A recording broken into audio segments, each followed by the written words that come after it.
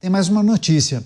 O juiz Antônio Maria Zors, da primeira zona eleitoral de São Paulo, absolveu o governador Tarcísio de Freitas por insinuar que o PCC teria orientado o voto em Guilherme Boulos.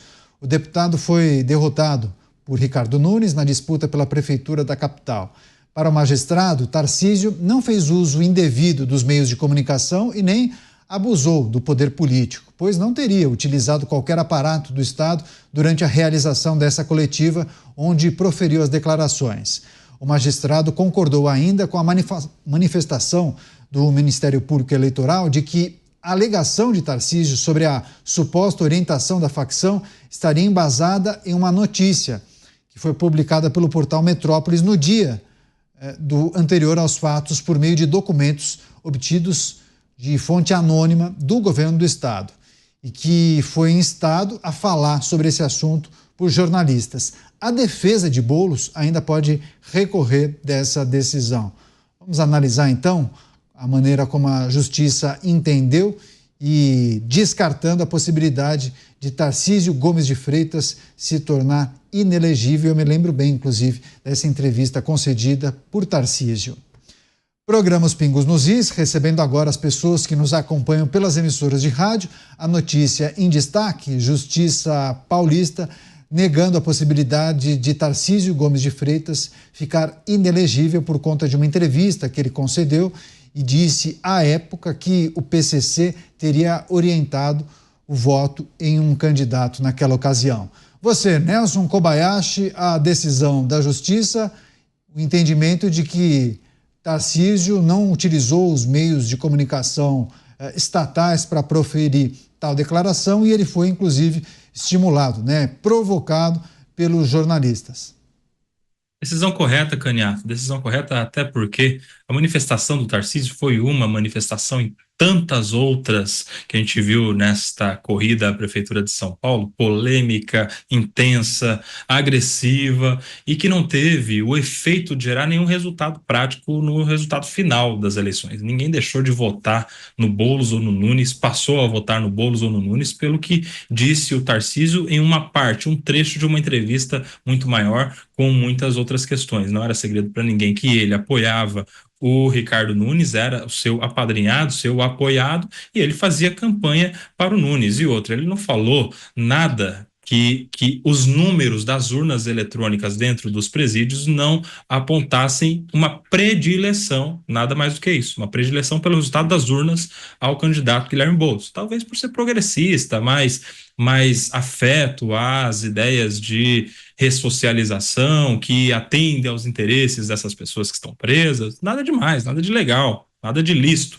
Então eu vejo com bons olhos a decisão da Justiça de São Paulo em negar o pedido para que o Tarcísio se tornasse inelegível. Veja só o que poderia acontecer, uma inelegibilidade simplesmente por mais um trecho, uma simples fala durante uma campanha eleitoral. Você, Cristiano Beraldo, a decisão da Justiça absolvendo Tarcísio Gomes de Freitas por dizer ou por afirmar ou por sugerir que uma facção criminosa teria orientado o voto em um candidato à época. Olha, Caniato, tem alguns aspectos que a gente precisa destacar, Primeiro, enfim, a ação em si trata-se de uma reação muito mais midiática por parte de quem acusou o governador Tarcísio de Freitas do que o contrário, porque a entrevista dada ela é muito clara. E como o Kobayashi disse, ali tinham elementos muito consolidados para que o governador fizesse a análise que fez. Agora, uma coisa que a gente precisa observar também é que o tempo necessário para que a justiça se manifeste diante de um fato concreto que está validado. Veja, se houvesse realmente um impacto no resultado da eleição, conforme quis propor o candidato Boulos, imagina agora nós tivéssemos que tratar do cancelamento do resultado da eleição para fazer novas eleições, porque o prefeito já tomou posse, já está tocando a sua vida e tal. E aí, por que demorar tanto? Como é que a gente pode trabalhar para que estas decisões sejam tomadas com celeridade? para que não haja impacto no resultado das eleições e na posse de candidato eleito. Então, enfim, fica esse registro. E, por fim, Canhato, queria destacar também que esse pedido para que o governador Tarcísio de Freitas fique inelegível com base naquela campanha ali, naquela manifestação difamatória a Tarcísio de Freitas, ela está colocada, no meu entender, na mesma prateleira da campanha antecipada que foi feita a favor de Guilherme Boulos no evento de 1º de maio, no evento do Dia dos Trabalhadores do ano passado, em que o presidente da República declarou Guilherme Boulos candidato, sendo que não havia candidatura homologada naquela época, e fez campanha antecipada para Guilherme Boulos. Por que ninguém pediu a inelegibilidade do presidente da República? Por que para ele é R$5 mil de multa e para o governador Tarcísio tem que ser tirado dos seus direitos políticos? Então, enfim, esse desequilíbrio bem brasileiro. Para fechar você, Dávila, 50 segundos.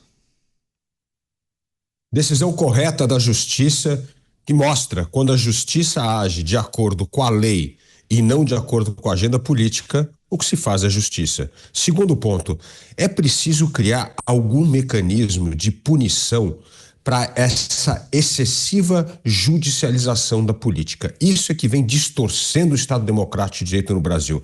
Nós precisaríamos criar uma penalidade forte, grande, para políticos que utilizam a justiça como trampolim para o seu discurso político. Essa e outras notícias você acompanha no portal da Jovem Pan, jovempan.com.br ou jp.com.br.